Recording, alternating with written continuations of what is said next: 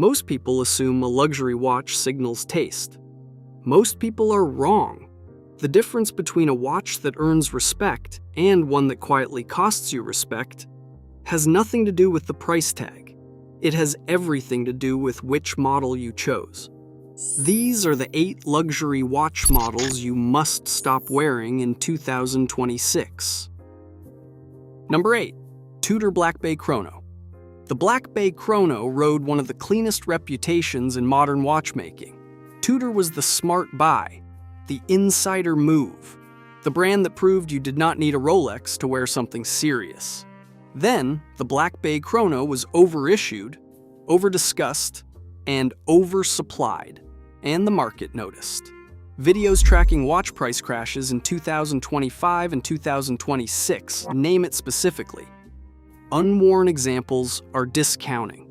Demand is soft. The issue is not the movement or the finishing. The issue is that this is not the hero of the Black Bay line. The divers are. The Chrono is the piece people buy when they cannot decide and flip when they do. Thick case, loud vintage racer aesthetic, and a reference that has quietly moved from smart choice to clearance candidate. You bought the insider pick. The insiders have already moved on. The next model has been around longer, costs more, and is somehow in a worse position. Number 7. Breitling Navitimer B001 Chronograph 43. The Navitimer is one of the great origin stories in Swiss watchmaking. Pilots. Precision. A slide rule bezel that once helped calculate fuel consumption at 30,000 feet. In 2026, that story is the only thing keeping this watch in the conversation. The dial is busy to the point of illegibility. The 43mm case wears like a statement rather than a tool, and the secondary market has delivered its verdict. Unworn B01 Chronograph 43 references regularly trade 20 to 30% below European retail on Chrono 24. For a so-called flagship icon, that is a painful number. Watch opinion channels and depreciation roundups call the Navitimer one of the clearest examples of a heritage brand living off a legend. The current product can no longer fully justify. You pay for the aviation story, the watch delivers a wall of text on the dial, and the room has stopped asking about it.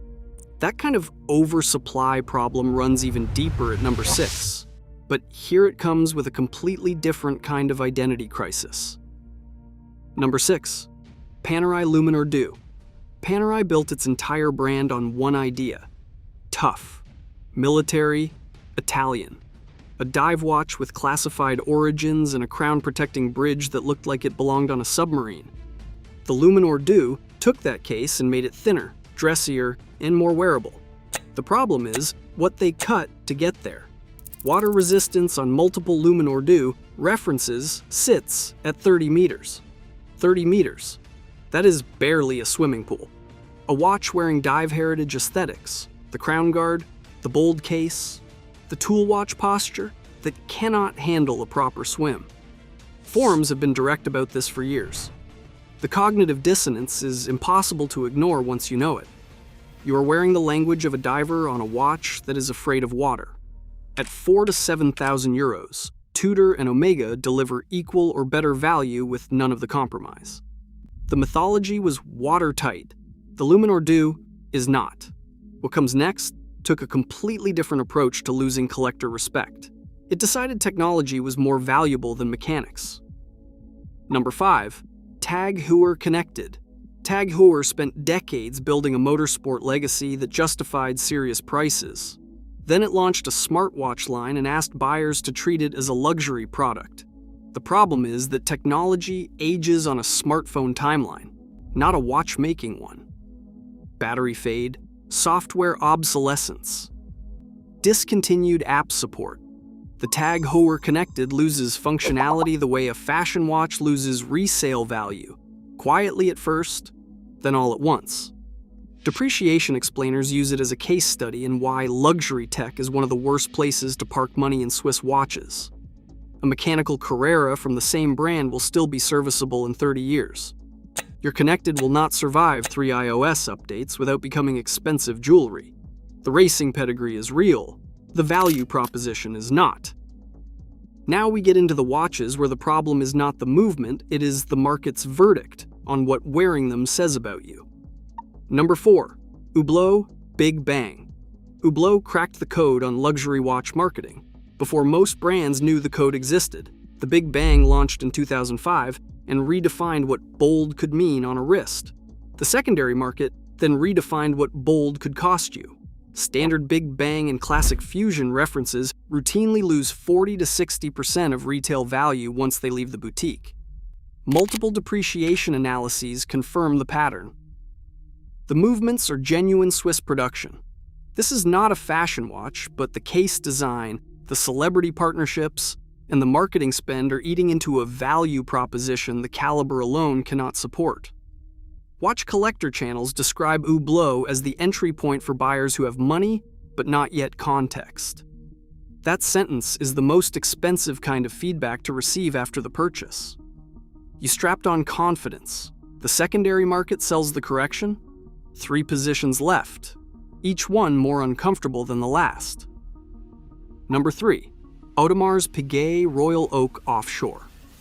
The Royal Oak Offshore was supposed to be the bolder, bigger evolution of one of the greatest watch designs ever made.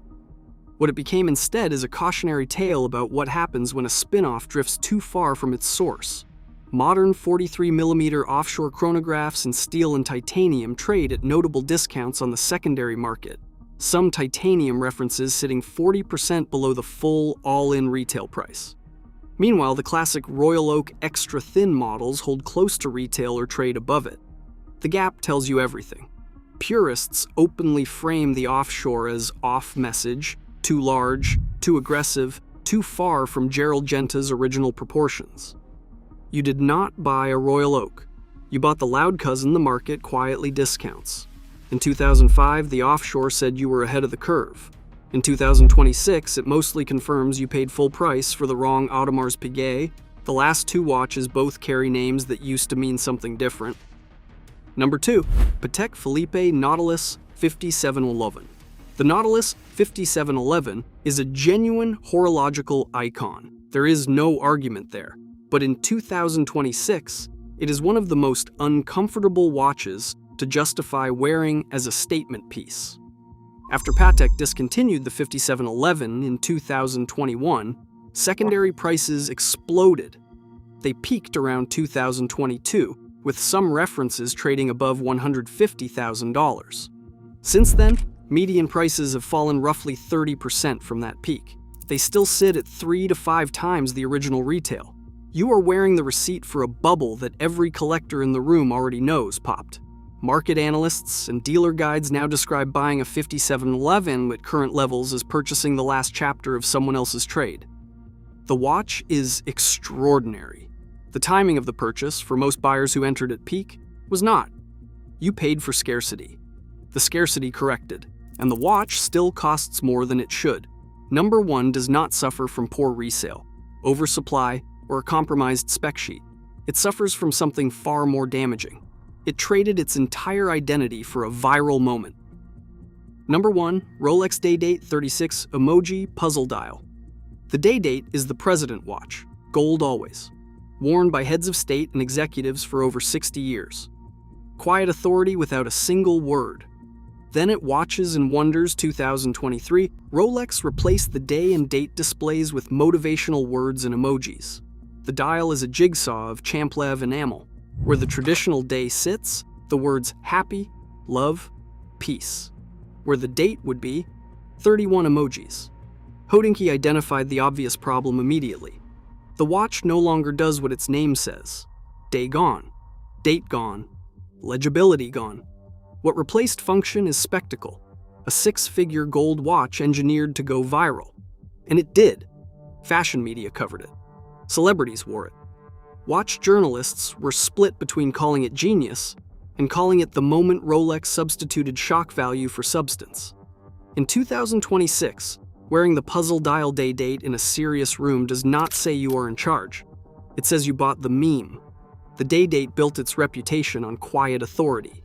This version trades authority for attention, and attention, unlike authority, has an expiry date. Like and subscribe for more.